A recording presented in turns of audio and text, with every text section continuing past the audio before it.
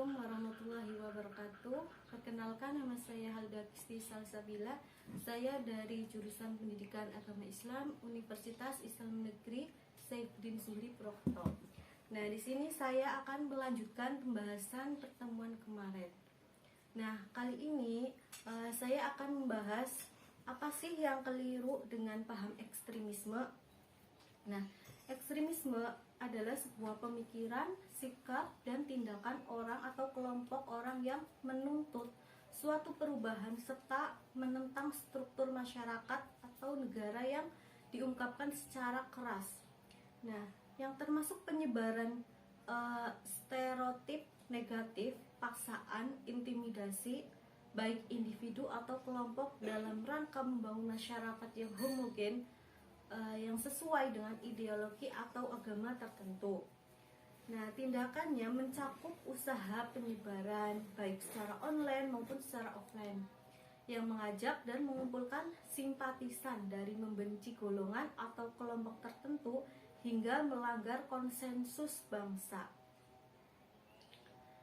Kemudian, ekstremisme itu terjadi ketika munculnya wujud tindakan yang menolak perbedaan, eksklusif, membuat dunia kita menjadi masyarakat yang homogen melalui pemaksaan, intimidasi mayoritas terhadap kelompok atau individu, ataupun ancaman jika tidak mengikuti keinginan kelompok tertentu dengan cara memberikan sanksi sosial ataupun bully terselubung. Nah, mari kita lihat cara penyebaran paham ekstremisme ini dengan melihat temuan survei P3M dan Rumah Kebangsaan. Metode penyebaran konsep alternatif ini cenderung menggunakan ujaran kebencian.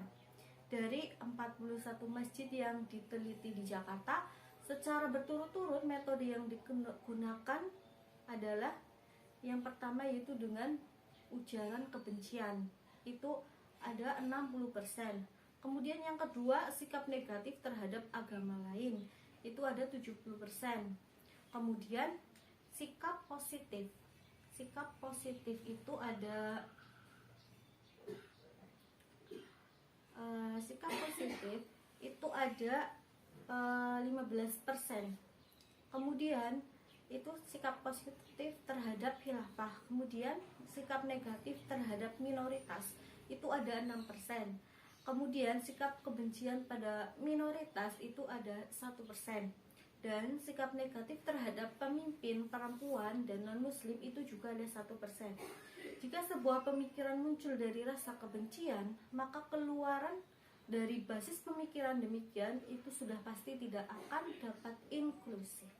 Kemudian, apa sih yang keliru dengan pemikiran ini? Apa sih yang keliru dengan pemikiran paham ekstremisme ini? Yang pertama itu adalah pemikiran ekstrim. Jadi pemikirannya itu ekstrim. Paham ekstremisme itu pemikirannya ekstrim yang cenderung akan menghasilkan rasa superioritas, tirani mayoritas, dan kewarganegaraan yang tidak berimbang atau unequal citizenship. Memang wacananya itu tidak keliru. Buah pemikiran apapun harus dapat didiskusikan dengan seluas dan seterbuka mungkin. Karena itulah kehebatan demokrasi. Namun jika hasil keluarannya adalah kewarganegaraan yang diskriminatif karena perbedaan agama, suku, ras, dan keyakinan, maka ini adalah demokrasi yang menyimpang. Kemudian bentuk manifestasi ekstremisme yaitu kaum ekstremis cenderung menolak norma umum, berhasrat untuk menyelesaikan konflik dengan memilih cara yang ekstrim, cenderung membangkang konsensus bangsa atau umat, kemudian tidak menghargai hak asasi manusia. Kemudian klaim ideologinya universal serta bertentangan dengan ajaran Islam. Jadi itu merupakan kekeliruan dalam paham ekstremisme. Ya, saya jelaskan lagi kekeliruannya, yaitu yang pertama, pemikiran paham ekstremisme ini itu cenderung pemikiran yang ekstrim yang menghasilkan rasa superioritas, tirani mayoritas, dan kewarganegaraan yang tidak berimbang. Kemudian yang kedua itu bentuk manifestasi dari paham ekstremisme nya itu, yang pertama itu kaum ekstremis itu cenderung menolak norma hukum, kemudian berhasrat untuk menyelesaikan konflik dengan memilih cara yang ekstrim. Kemudian yang ketiga itu cenderung membangkang konsensus bangsa dan atau umat. Kemudian yang keempat, tidak menghargai hak asasi manusia. Kemudian yang kelima, klaim ideologinya universal. Yang keenam, serta bertentangan dengan ajaran agama Islam. Nah, mungkin itu saja yang bisa saya sampaikan.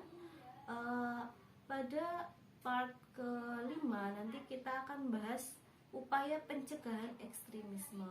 Ya, mungkin sekian yang bisa saya sampaikan. Terima kasih. Wassalamualaikum warahmatullahi wabarakatuh.